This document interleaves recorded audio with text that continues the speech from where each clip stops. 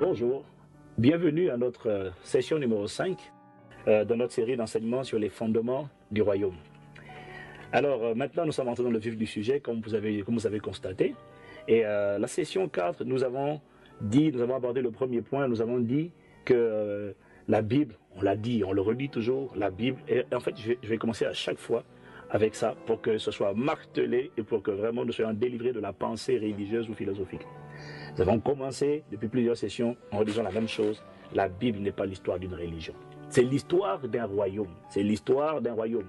On a dit que royaume, ça veut dire gouvernement. En gros, c'est gouvernement. Royaume, règne, ou gouvernement, ou empire, ou domination, ou souveraineté.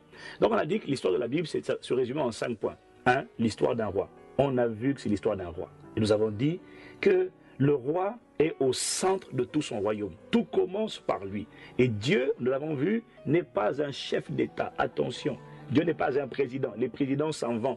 Il ne reste que quelques temps. Même lorsqu'ils essaient de résister au pouvoir, généralement, ils ne dépassent pas 40 ans. Okay? Dieu n'est pas un chef d'État. Dieu est un roi. On n'approche pas un roi de la même manière qu'on approche un chef d'État. Parce que dans tous les royaumes, il y a des protocoles. Et dans les républiques aussi, certainement, il y a des protocoles. Mais dans un royaume, le protocole est encore plus accentué.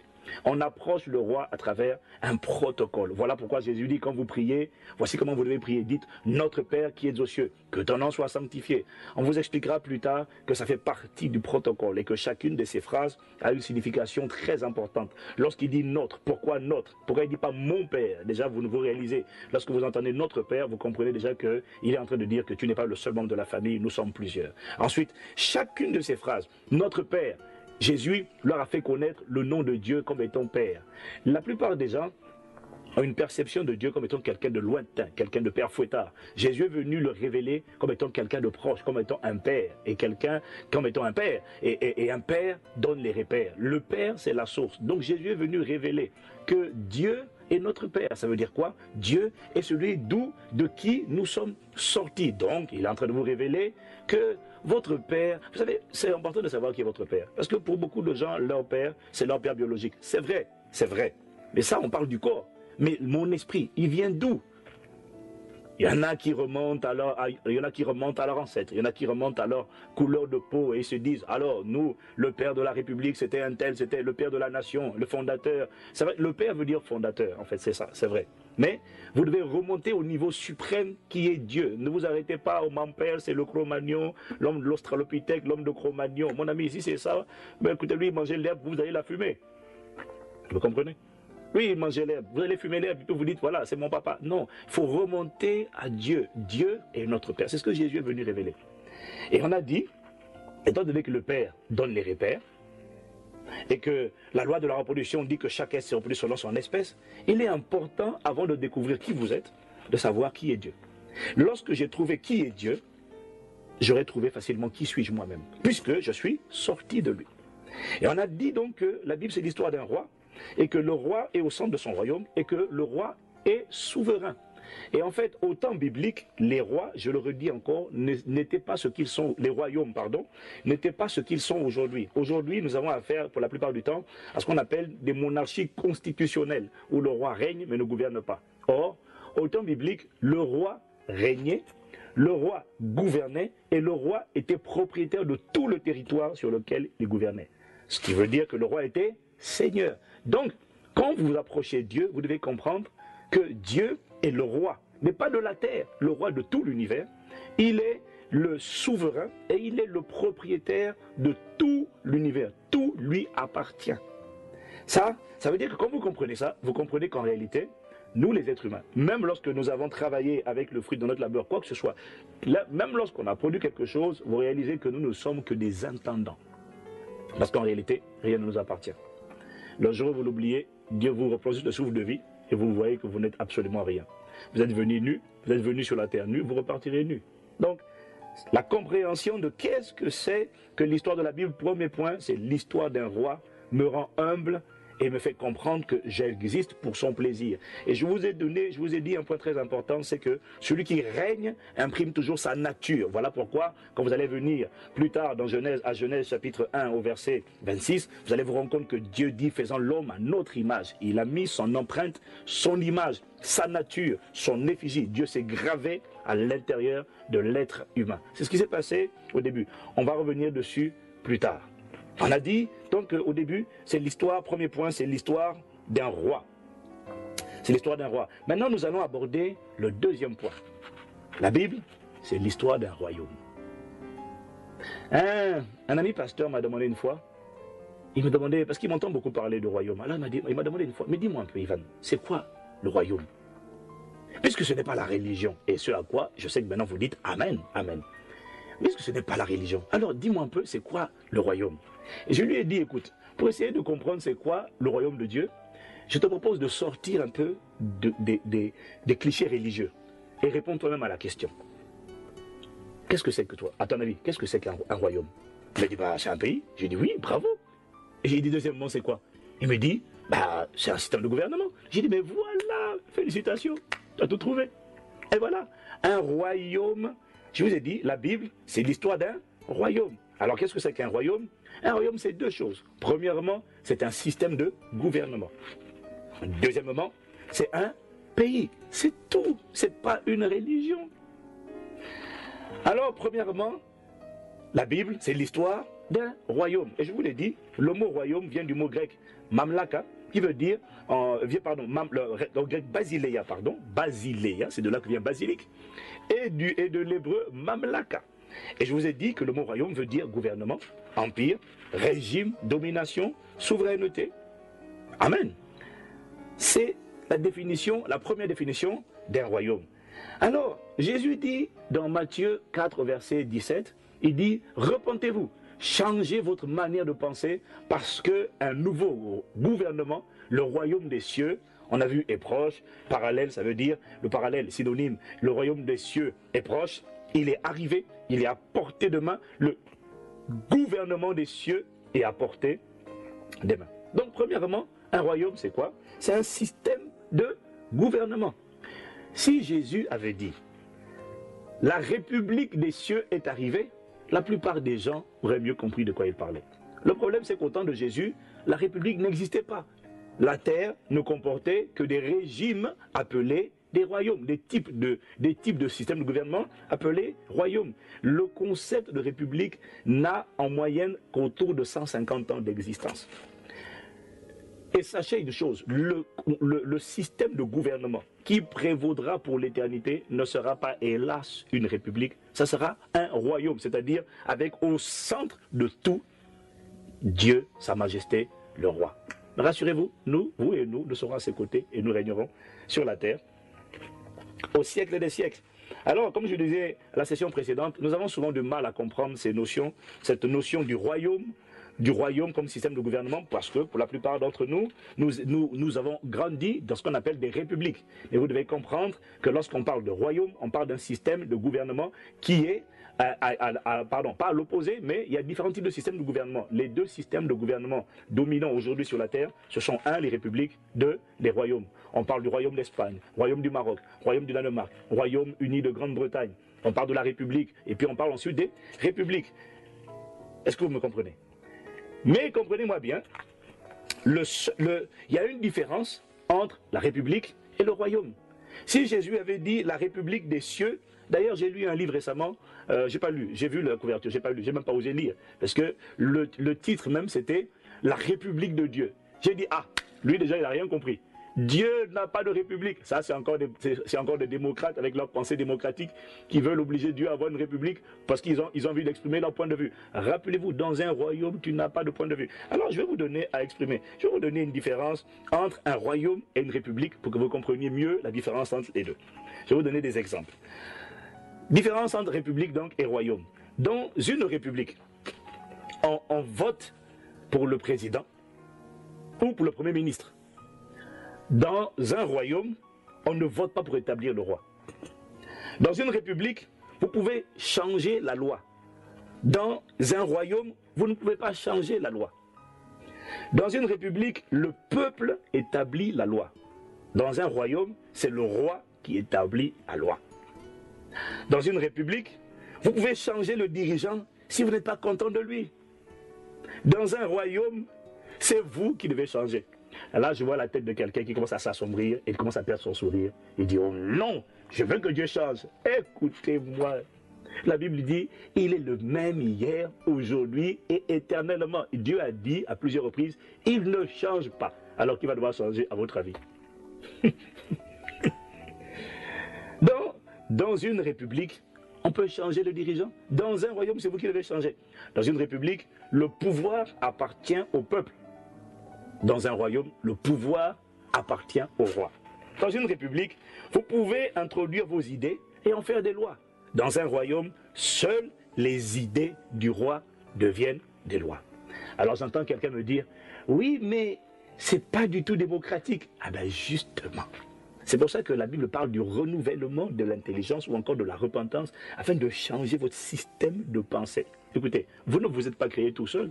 Vous êtes venu par votre mère, mais vous venez d'où? Votre esprit, il est sorti d'où?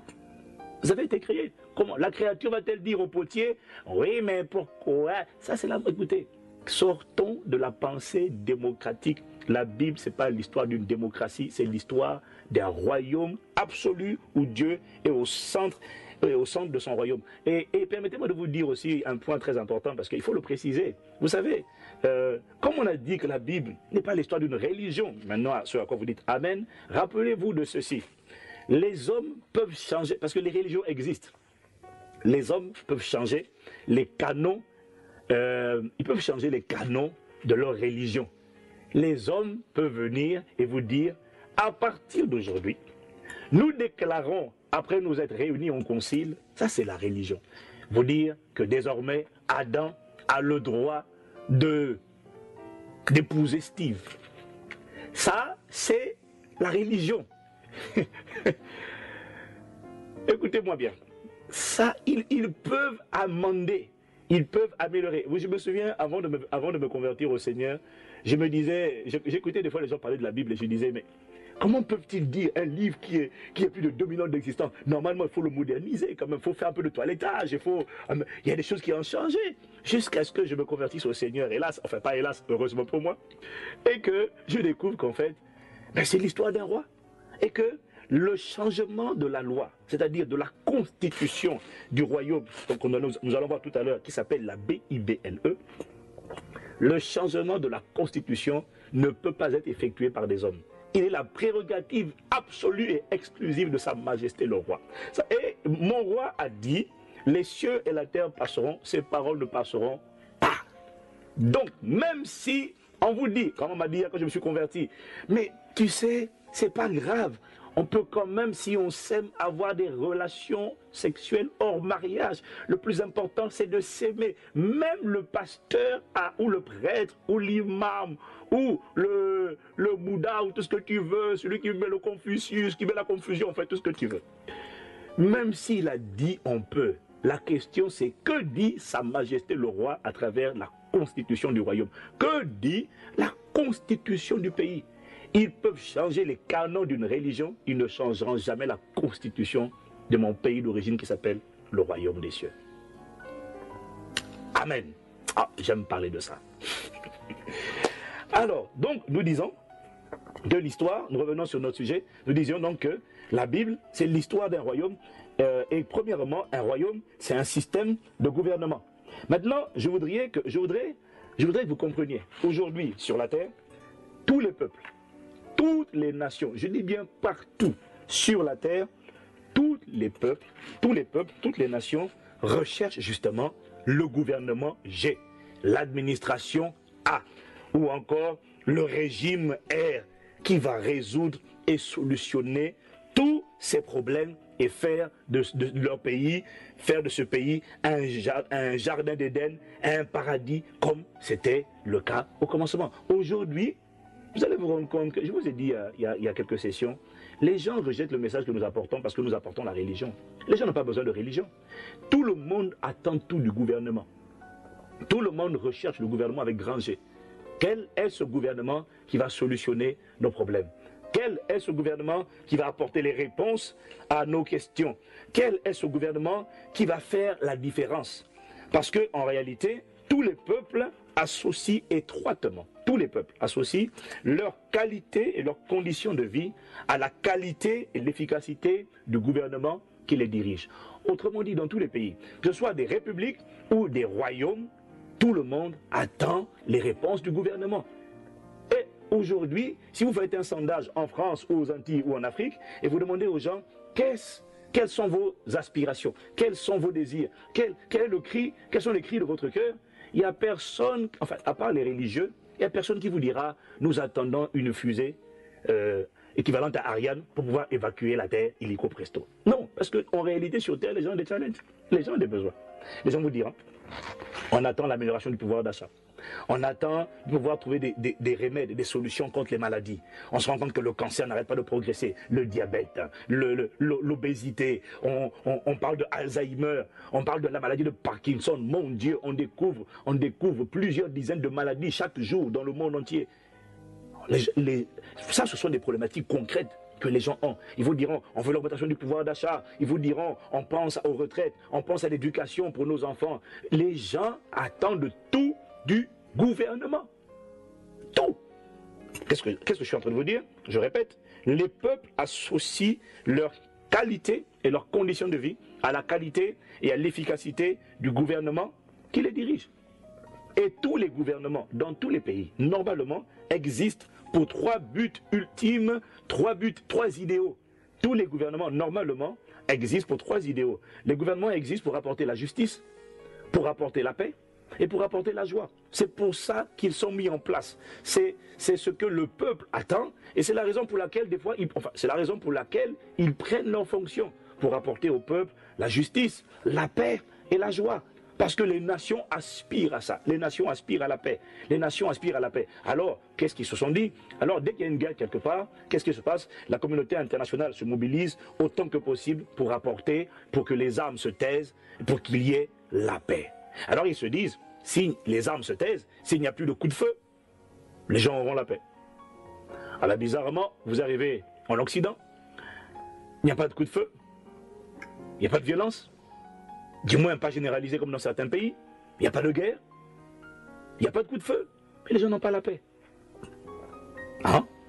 La France est en Europe le premier pays consommateur d'antidépresseurs. Antidépresseurs. Il n'y a pas de coup de fusil, on n'entend rien. Il n'y a pas de guerre, mais il n'y a pas de paix. Les nations cherchent la paix. Les nations cherchent la justice. Ça veut dire quoi? On veut que l'innocent soit innocenté et que le coupable soit condamné. Et que le droit soit réparti de manière équitable à tous les citoyens. Soit la même justice pour tout le monde. Les nations cherchent la joie.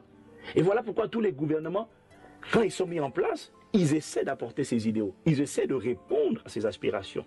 Ces aspirations sont légitimes parce que toutes les nations ont besoin de justice. Elles ont besoin de paix. Elles ont besoin de joie. Alors les gouvernements humains, les gouvernements terrestres vous disent, voilà, puisqu'on doit apporter ça, voilà ce qu'on va faire. On va redonner du pouvoir d'achat, on va relancer la croissance économique, on va combattre les maladies, on va vacciner les populations. Pourquoi? Ils se disent, alors notamment en relançant le pouvoir d'achat, en donnant du pouvoir financier, on va baisser les impôts, etc. On va faire ça pourquoi?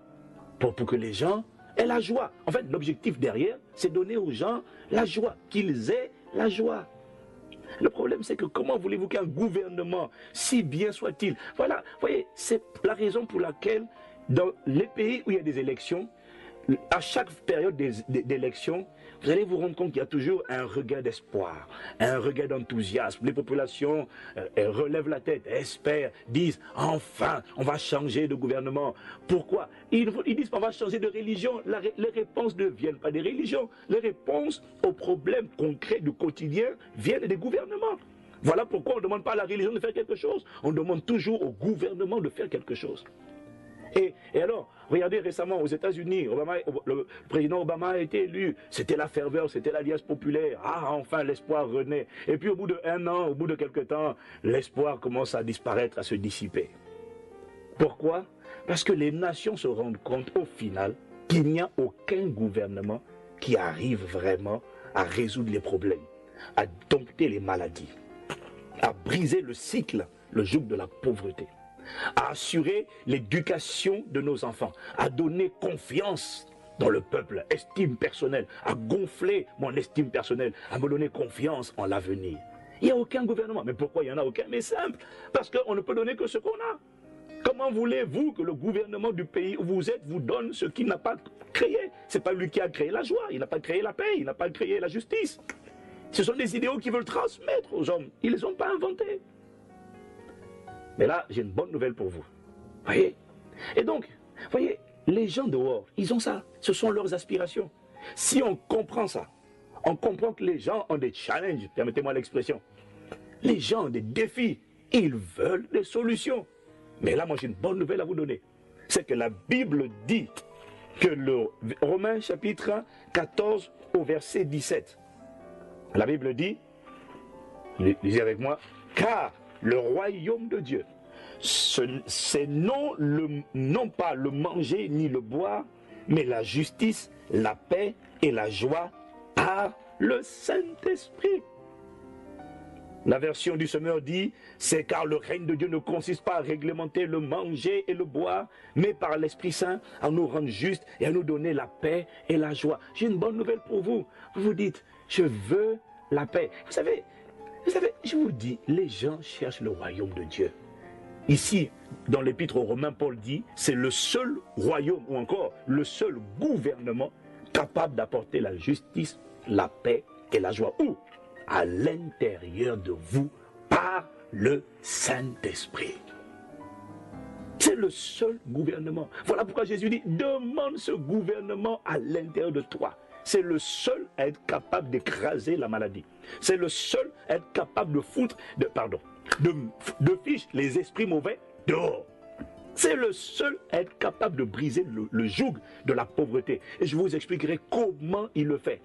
Jésus ne prend pas les gens pour les laisser comme ils sont, c'est pas vrai. Il transforme leur manière de penser. Et lorsqu'il arrive dans la barque, mon ami, vous ne pouvez pas rester pauvre lorsque vous développez la culture et la mentalité du royaume des cieux. C'est plus possible. Vous ne pouvez pas rester toujours vaincu, opprimé, comprimé, déprimé, supprimé. Non! Quelque chose se passe lorsque ce gouvernement vient à l'intérieur de vous. C'est de ça qu'il s'agit. C'est de ça qu'il s'agit. Alors Paul dit, le seul gouvernement capable de répondre à vos aspirations. Vous avez le droit d'être enthousiaste. Vous avez le droit d'être enthousiaste lorsqu'un nouveau chef de l'État ou lorsqu'un nouveau ministre, un premier ministre est élu. Mais laissez-moi vous dire une chose. Dans peu de temps, vous allez constater les limitations humaines. Parce que malgré la bonne volonté de tous ces dirigeants, ils ne peuvent donner que ce qu'ils ont. Et ils n'ont pas la paix, ils n'ont pas la joie, ils n'ont pas la justice, ils n'ont pas l'amour, ils n'ont pas. La Bible dit, le seul gouvernement qui est capable de le faire, c'est le royaume de Dieu. Ou encore, c'est le gouvernement de Dieu. Ou encore, c'est l'empire de Dieu. Mais établi où? À l'intérieur de vous. C'est là qu'il commence. Et quand il commence à l'intérieur, il transforme votre manière de penser. Il fortifie votre homme intérieur. Il fait de vous une autre personne. Vous allez vous rendre compte que la paix, la joie, la justice naîtront de l'intérieur. C'est de ça qu'il s'agit en premier. Donc, qu'est-ce que c'est qu'un royaume? Premièrement, un royaume, c'est un système de gouvernement. Ce n'est pas une république. Bénissons Dieu, parce que le fait d'être dans une république aujourd'hui nous ont permis d'expérimenter la démocratie, et très franchement, heureusement, parce que la plupart des hommes, l'homme, la Bible dit, le monde entier est sous la puissance du malin. L'homme ne peut donner que ce qu'il a. L'homme lui-même, il est colonisé, il est gangréné, il est oppressé par un royaume qu'on appelle le royaume des ténèbres. Et si on les avait laissés, on avait laissé les monarchies telles qu'elles étaient, elles auraient continué d'opprimer et de tyranniser le peuple. Je crois que c'est la raison pour laquelle Dieu a permis que dans l'histoire de l'humanité s'ouvre la parenthèse de la démocratie, mais rassurez-vous, on ne restera pas la démocratie. Lorsque Christ reviendra pour établir son royaume sur la terre, il ne s'agira pas d'une démocratie. Vous n'aurez pas le droit de dire, Seigneur, à partir d'aujourd'hui, peut-on changer? Je ne suis pas d'accord. Dieu vous dira, tu n'es pas d'accord, tu changes de position, tu vas en enfer si tu veux. Je ne t'accompagnerai pas. Et Castalou non plus. La Bible, c'est l'histoire d'un royaume.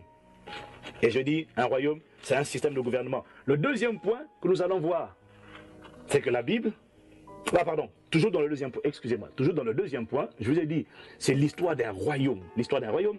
Un royaume, c'est un système de gouvernement, mais un royaume, c'est un pays. Un royaume, ce n'est pas une religion. Lorsque je vous parle du royaume du Maroc, royaume d'Espagne, dites-moi, vous pensez à une religion? Alors pourquoi est-ce qu'on vous dit le royaume des cieux est arrivé? Pourquoi vous pensez à une religion? Mais d'où vient là? Mais Jésus n'a pas parlé de religion. Un royaume est un pays. C'est la deuxième définition. Sauf que c'est un pays, on appelle le royaume des cieux. Je vais vous expliquer la différence entre le royaume des cieux et le royaume de Dieu. Mais le royaume des cieux est un pays. Jésus dit, repentez-vous, changez votre manière de penser. Pourquoi? Car le royaume des cieux est arrivé. Si je vous disais, la république des cieux est arrivée. Ou alors si je vous disais, la république de Chine est arrivée en France. À quoi penseriez-vous? À une religion? Non.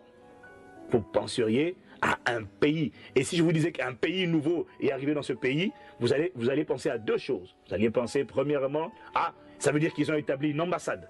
Ça veut dire qu'ils ont établi une ambassade, c'est-à-dire une représentation diplomatique de ce pays étranger ici.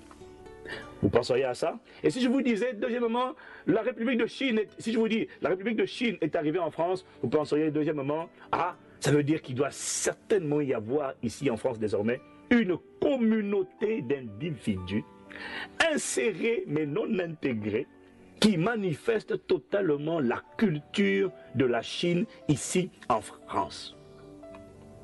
Sortez de la religion, vous allez voir que ce message est simple. Alors, un royaume est un pays. Royaume d'Espagne, Royaume-Uni, de Grande-Bretagne, c'est un pays. Le royaume des cieux. Alors vous devez savoir qu'il y a 3 cieux. Il y a 3 cieux. Premier ciel, c'est ce qu'on appelle l'atmosphère. C'est ce que vous voyez lorsque vous regardez. L'atmosphère. Le deuxième ciel, c'est l'espace. Le troisième ciel, c'est maintenant la demeure de Dieu. En fait, lorsque je dis que le royaume des cieux est un pays, en fait, il faut que je sois plus précis. Parce qu'en réalité, ce n'est pas un pays. En fait, c'est un territoire ou un domaine. C'est une juridiction. Parce qu'en réalité, quelqu'un pourrait me dire, ouais, mais c'est un pays, mais la Terre est une planète, donc la Terre est plus grande que le royaume des cieux. Non, c'est pas ça. La Terre, à l'échelle de l'univers, quand on sort de la Terre et qu'on se met dans l'espace, la Terre ressemble à une petite boule. De rien du tout. D'accord? Donc, en fait, de l'espace, on ne parle pas des Français ou des Américains, on parle des terriens. Vous me comprenez? On parle des terriens. Le royaume des cieux, on dit les cieux, il y a 3 cieux, je répète. Premier ciel, deuxième ciel, troisième ciel. Bon, ce sont des choses que je vais développer dans la session suivante. Mais je vais m'arrêter là en vous disant que le royaume des cieux est un pays. Mais un pays qui n'est pas localisé ici sur terre. Voilà pourquoi Jésus, on l'a déjà vu, Jésus dit, mon royaume, il dit dans Jean, non on l'a pas vu. Dans Jean 18, verset 36, Jésus dit, mon royaume, c'est-à-dire mon pays, mon gouvernement n'est pas de ce monde. Jésus n'a pas dit, il n'est pas dans ce monde, il dit, il n'est pas de ce monde, il n'est pas d'ici. Il est originaire d'ailleurs, mais il vient d'où? De ce qu'on appelle les cieux. Les cieux. Lisez Psaume 103 au verset 19. Psaume 103 au verset 19. Voilà ce que le psalmiste écrit. Il dit, l'Éternel a établi son trône dans les cieux et son règne domine sur toutes choses. L'Éternel a établi son trône dans les cieux. Ça veut dire quoi? Le trône dont on parle, ce n'est pas un fauteuil. Dieu n'est pas assis sur une chaise, mon ami. Le trône, c'est un concept. Le trône, ça veut dire le centre de commandement et de pouvoir. Le centre, le cœur névralgique du pays. Le trône de la France, c'est l'Élysée. Le trône des États-Unis, c'est la Maison Blanche, c'est-à-dire le quartier général, le centre où le centre de pouvoir et de décision, le centre de commandement stratégique de l'Amérique, c'est à la Maison Blanche.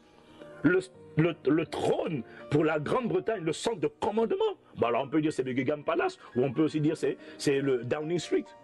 Est-ce que vous me comprenez? Mais la Bible dit, l'Éternel a établi son trône, son quartier général, où? Dans les cieux. Et de là-bas, il pilote et il gouverne et il chapeaute l'univers entier. Alléluia. Frère, c'est un pays. On va voir la prochaine session. Un pays ne se caractérise pas par une religion. Un pays a des citoyens, une religion a des adeptes, mais un pays a des citoyens et surtout un pays se caractérise par une culture. Ça n'a rien de religieux. Seigneur, merci pour cette session. Accorde-nous la grâce d'aller progressivement, pas à pas, d'aller en profondeur. Accorde-nous la grâce de sortir, Seigneur, du moule de la religion. Accorde-nous la grâce de rentrer dans la culture, dans la mentalité des citoyens du royaume des cieux. Pas des adeptes d'une religion, mais des citoyens d'un pays. Seigneur, emmène-nous en profondeur. Nous reconnaissons que ces choses ont l'air simples, mais en même temps, elles sont profondes. Alors, accorde-nous la sagesse, l'intelligence pour savoir en parler, afin que ceux qui écouteront puissent saisir, comprendre, Seigneur, attraper cette parole et qu'elle produise les changements qu'elle doit opérer en nous. Merci de ce que le royaume de Dieu est un système de gouvernement. Merci pour ce gouvernement, Seigneur, qui n'est pas d'ici, mais qui est d'ailleurs, qui est depuis établi. Le centre de commandement est établi depuis le 3e ciel et qui est capable de rentrer en moi et d'en mener la nature et la culture, le parfum et la qualité de vie, les standards de la mère patrie qui est dans les cieux. Seigneur, emmène-nous en profondeur et merci déjà pour ce que tu as fait. Merci parce que ton royaume, ce n'est pas une religion, c'est un système de gouvernement et c'est un pays. Béni sois-tu, Père, au nom de Jésus. Amen. Merci pour votre attention et à la prochaine session. Que Dieu vous bénisse. Cet enseignement n'est pas terminé, vous venez de suivre la session numéro 5. Merci de retourner sur notre page Facebook, ou merci de cliquer sur le lien figurant dans la zone de description de la vidéo pour suivre la session numéro 6 et le reste des sessions. Et surtout, n'oubliez pas de partager s'il vous plaît. Dans les Saintes Écritures, Dieu déclare que le Messie viendrait pour être le sauveur du monde. La vie de Jésus prouve qu'il est bien celui dont les prophètes avaient parlé. Ésaïe a prophétisé que la Vierge deviendrait enceinte et qu'elle enfanterait un fils. Des siècles plus tard, la naissance de Jésus accomplissait cette prophétie.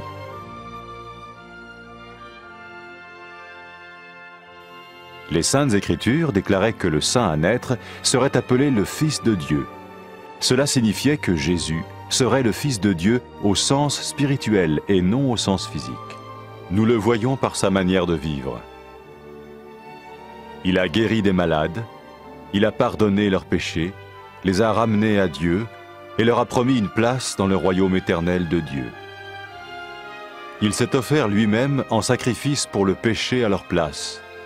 Puis il est revenu à la vie, victorieux sur la mort selon le plan de Dieu.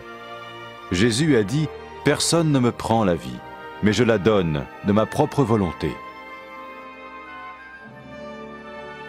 La vie de Jésus n'a pas seulement accompli les écrits des prophètes, mais elle a aussi confirmé la vérité de la sainte parole de Dieu. Les prophètes avaient écrit « Ta parole, ô mon Dieu, est parfaite, elle dure à toujours. » Jésus lui-même a dit « Le ciel et la terre disparaîtront, tandis que mes paroles ne disparaîtront jamais. » Jésus est venu pour nous donner la vie dans toute sa plénitude. Et quand l'homme a désobéi à Dieu dans le jardin d'Éden, il a choisi sa propre voie et ses actions l'ont séparé du Créateur.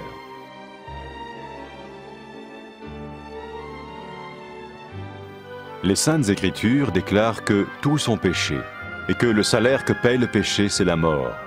Il s'agit de la mort spirituelle, éternelle séparation d'avec Dieu. Mais tout comme Dieu a donné un bélier pour qu'il meure à la place du fils d'Abraham, ainsi il a envoyé Jésus, le Messie, mourir à notre place. Sa vie, sa mort et sa résurrection restaurent la relation entre Dieu et tous ceux qui mettent leur confiance en lui. Maintenant, non seulement Jésus pardonne les péchés de ceux qui le suivent, mais il les sauve aussi du jugement éternel de Dieu. Ils sont sûrs d'aller au paradis et de vivre avec lui pour toujours. C'est cette vie et cette liberté de la culpabilité et du pouvoir du péché que Jésus offre à chacun aujourd'hui. Cela ne veut pas dire suivre une religion, mais choisir d'avoir foi en Jésus qui dit « Je me tiens à la porte et je frappe. Si quelqu'un entend ma voix et ouvre la porte, j'entrerai chez lui. » Cela veut dire se tourner vers Dieu et croire que Jésus vient dans nos vies pardonner nos péchés et nous rendre tels qu'il veut que nous soyons. Il ne suffit pas d'approuver intellectuellement ce qu'il dit, ni de vivre une expérience émotionnelle. Nous le recevons par grâce, au moyen de la foi, par un acte de notre volonté.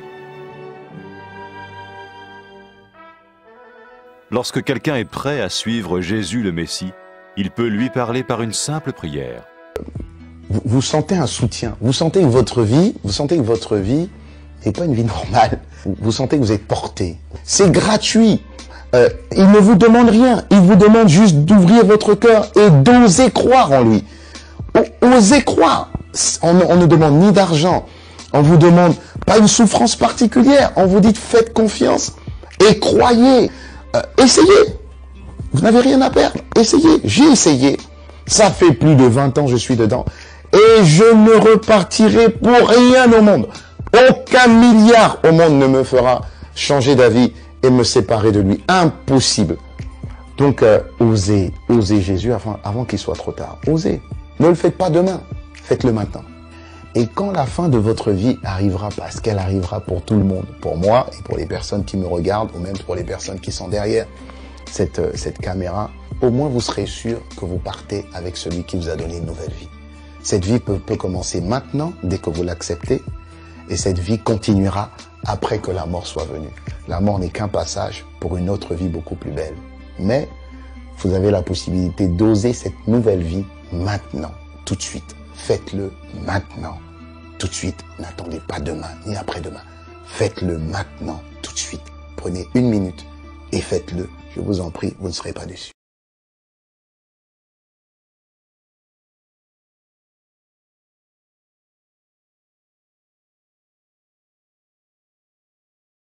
Après avoir écouté ce message, si vous avez décidé de donner votre vie au Seigneur Jésus-Christ, faites cette prière avec l'homme de Dieu. Mon Dieu, je viens devant toi, tel que je suis. Je confesse Jésus-Christ comme mon Sauveur et mon Seigneur.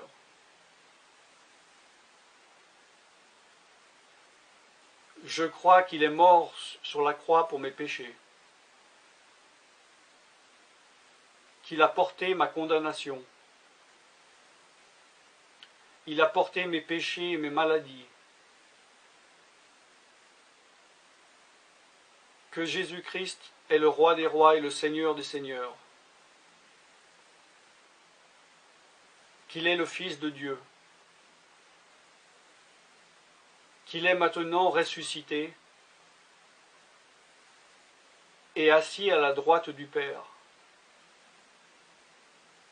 Et il prie maintenant pour moi. Je me suis détourné de mes péchés et je veux obéir à ta parole.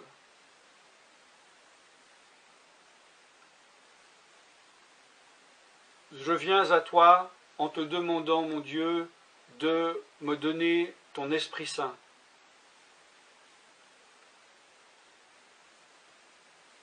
Remplis-moi de ton esprit, afin que tu ne sois plus à l'extérieur de moi, mais que tu viennes habiter en moi.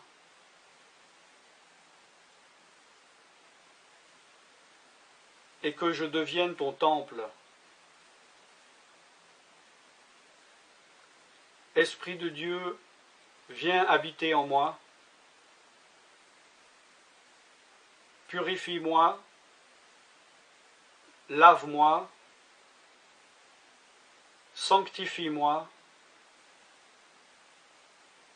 rends-moi pur, transforme-moi à l'image de Dieu. Je te remercie car je crois que tu m'as donné ton esprit, car tu ne mens pas. Et tu as dit dans ta parole